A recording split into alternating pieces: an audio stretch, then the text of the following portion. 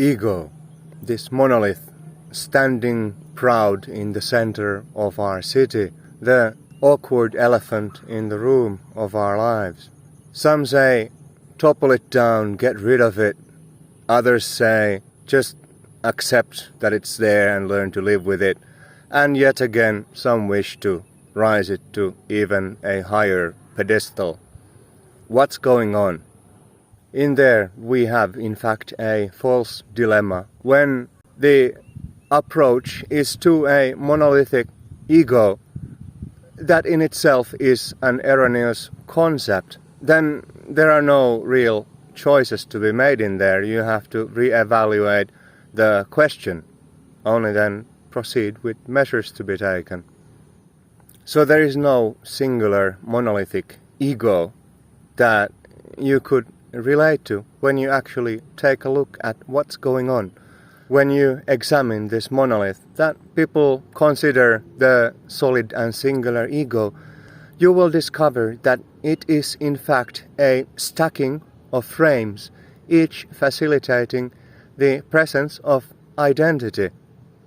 We need to look at these one by one in order to get a more nuanced and more functional, really, understanding of the workings of the system that we call ego. It's a system, it's not a single blob. So each of the spheres of our being, existence, lends itself to a presence and an identity. We have the instinctual plane, the corporeal, the plane where you are hungry, where you are afraid, etc. These sorts of visceral needs are there. And on that plane there is an ego as an instrument and a presence to cater to that particular field of concerns. Think of that ego as an operative, an agent on a particular plane. Likewise, at the plane of affects, emotions, we have an instrument and a presence registering and working with the happy and the sad, etc., the whole spectrum of emotions that arise.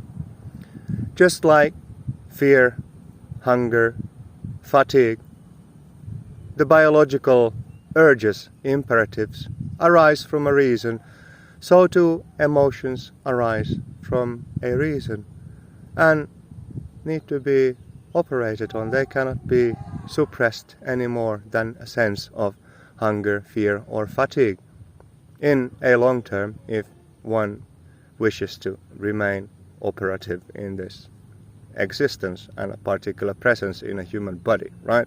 We are composite beings and each level of our composition needs to be adequately handled, managed in a balanced manner for us to remain well-rounded entities in this existence.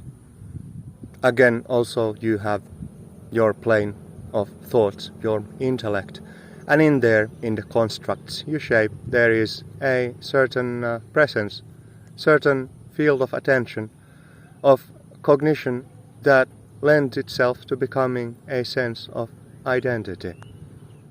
And beyond the analytical aspect of our stack of existence, there is the higher cognitive plane of identity in relation to all things, a sense of meaning in the process and in the systems of our existence.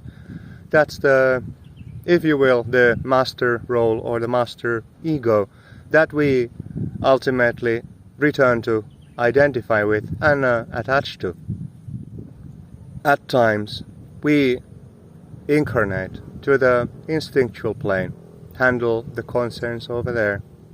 At times we incarnate to the emotional plane, manage the flow of feels and the responses there. We are on the analytical planes, figuring out what's what and how things are constructed, what their consequences are, and then we come back to put the big picture together. But do we really need to think of that as it is I, it is me? Can these not simply be roles and instruments that we operate with, each in accordance with their environment, their context, and the actual necessities that need to be accomplished. Suppose, in way of an example, on the corporeal, instinctual plane, there is a threat.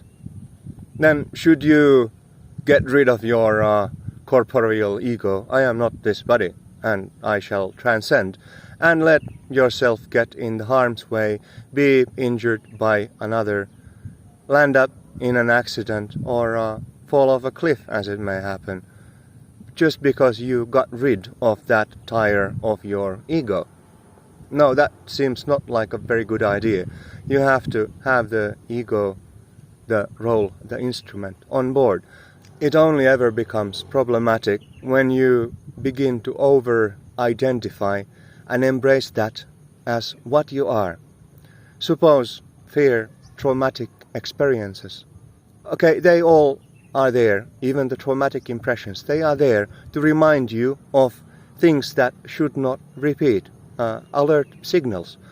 But if you spend all of your life in fear, even when the actual external indications of threat are not there, when you live and identify as someone who is afraid, should be afraid, the world is always out to get me one way or another, you incarnate to one plane of your existence to the detriment of the rest of your stack. You need to be fluid. You need to rewind the roles that are not needed in the moment. You need to detach from them rather than plant tentacles of attention and root a sense of identity to those planes. They will function perfectly fine without you being there at the helm telling fear to be afraid of threats. I mean, you have a natural biological response to all of that. You need not be there to tell fear to be afraid. And likewise, you need not, on the plane of emotions, be there to tell sadness to be sad and tell happiness to be happy. Just let those happen and emerge in their own natural texture. They all emerge, every emotion, in due proportion and shape, as effects from particular causes, directing you in a particular direction. Attend to them for what they are, instead of trying to curate them to encourage some of them and discourage others. That you need not meddle there. That meddling, and you're trying to curate the plane of emotions into a particular sense of comfy identity, that is the problem, not the presence of that plane of existence itself. You need not assert, I am the fearful one, I am the downtrodden one, and get caught up in it, nor do you need to assert, I am the happy one, I am the sad one, I am the hopeful one, I am the whatever thoughtful one, I am the analytical one, I am the willful one, etc. These are all fixations where they should be responsive reflections to what's actually going on. So the very simple takeaway there is, all of it is necessary, all of it is in fact vital to existence in the world as we know it. They are all there for a reason, and they function just fine without your meddling. You need not try to put them into your pocket to become all of these roles and instruments of yours. You simply need to be the operator. Let them function as they may, oversee them, but don't become them. Don't become every little tool in your shed. Don't become the rooms in your house. Those are all fractures. Those are not the fullness of what you are. Right? Really, even the fullness of what you are, the total stack of your roles, fields and domains of concern, that too is not really actually what you are in any sort of permanent manner. It's a composite stack in constant evolution, in constant change. You cannot be any of that except for the minute instance of its happening, and then again you are something else. When you try to freeze this process in time, fixate into particular conditions, they are as they are and should be so forever, you reap suffering through that attachment. Why do you cling so to a particular framing that is in the past? Why do you pause the film of your life to a particular screen and keep on staring at it as if that's your forever heaven? It is not. It's just one screen, one screenshot, one frame in the reel of your life that keeps on reeling on. Look into the future, watch it unfold, and engage with each moment with awareness of every one of your roles in it. Not as a monolithic entity, but a nuanced system. A beautiful system, in fact, if you can look beyond the singularity of what you are craving and affirming as yourself, if you can look at the whole thing as a whole, as an organism, a conscious, psycho-physical organism, multifaceted, versatile, and tragically limited by where you invest your attention. Winding up in way of a summary, the ego is not a singular monolithic thing that you can just speak of as that's the ego. And as such, you cannot get rid of it as one thing. You cannot also escalate it, elevate it as a singular thing, or even learn to live with it, because it's not a thing. It's a projection, it's a misconception, and you cannot take stance to a misconception, right? You have to look at what is and then formulate your approach. We have instinctual ego, emotional ego, intellectual ego, and ultimately the broad weave of meanings as our identity and sense of relations in life. Our aspirations beyond the self also there, and also a part of a greater cosmic ego, if you will. Those are all there. Those are all valuable aspects of your life, the totality of your existence, and they each have their roles and functions.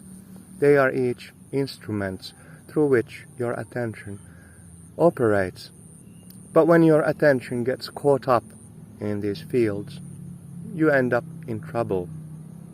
And when you begin to fix the fields in a particular condition to a static state, this shall be forever what it is, and here I plant myself as I am.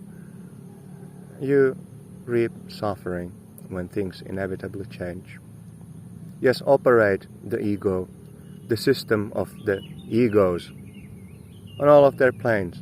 Let them function, but do not attach to them. That's all there is to it. There is no ego death as a total annihilation.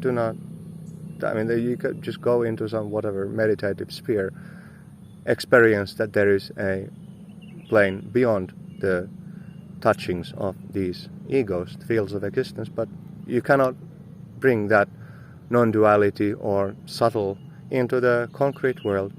Wherever you exist, there are particular necessities. There are tires of existence. There is a stack of operation that you need to deal with. You cannot pretend that it doesn't exist, right? It's not complicated, but alas, apparently also it is.